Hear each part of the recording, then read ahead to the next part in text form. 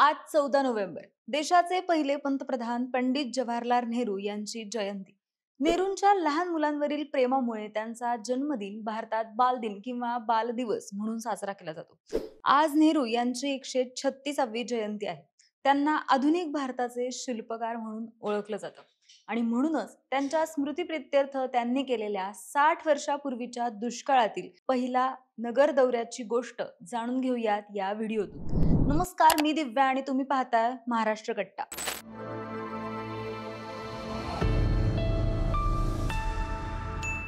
बरोबर 60 वर्षापूर्वीची गोष्ट. पंडित जवाहरलाल नेहरू महाराष्ट्राच्या दुष्काळी भागांच्या दौऱ्यावर आले होते. तेव्हा सगळीकडे पिकं कोमेजली होती, विहिरी कोरड्या पडल्या होत्या आणि शेतकऱ्यांच्या डोळ्यात केवळ प्रश्न होते, कधी पडणार पाऊस. 1 मे 1953चा तो दिवस. नगरमध्ये मोठी जाहीर सभा भरली होती. लोकांच्या गर्दीत नेहरूजी उभे राहिले आणि म्हणाले, यापुढे नगरमध्येच नव्हे तर देशात कोठेही दुष्काळ पडणार नाही, अशी उपाययोजना करण्याची गरज आहे. त्या क्षणी सगळ्यांच्या डोळ्यात एक आशा होती. लोकांना वाटलं आता काळ बदलेल आणि देशाला दुष्काळाचं भय उरणार नाही. 60 वर्षांनंतरही दुष्काळाचं सावट दूर होऊ शकलं नाही. 1952 मध्ये पाऊस अतिशय कमी झाल्याने दुष्काळात नगर, सोलापूरसह अन्य काही जिल्हे होरपळत होते. देशाला स्वातंत्र्य मिळाल्यानंतरचा तो पहिलाच मोठा दुष्काळ होता. अन्नधान्याचा मोठा प्रश्न निर्माण झाला होता. राज्यातील दुष्काळाची पाहणी करण्यासाठी पंतप्रधान नेहरू यांनी 6 दिवसांचा दौरा आखला होता. सोलापूर जिल्ह्याची पाहणी केल्यानंतर नेहरू नगर जिल्ह्यात आले.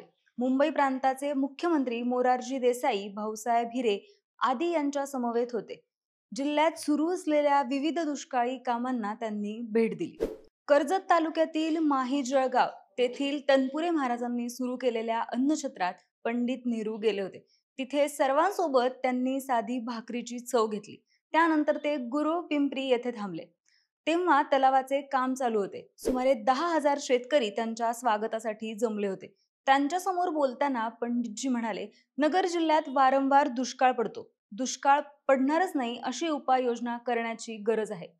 नगरच नव्हे तर संपूर्ण देशात दुष्काळ पडता कामा नये.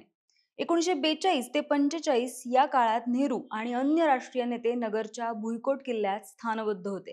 त्यातून सुटल्यानंतर पंतप्रधान म्हणून ते प्रथमच नगरला आले होते. त्या भेटीचं औचित्य वेगळं होतं. संपूर्ण नगर सजलं होतं. 8 किलोमीटर पर्यंत रस्त्याच्या दुतर्फा लोक उभे होते.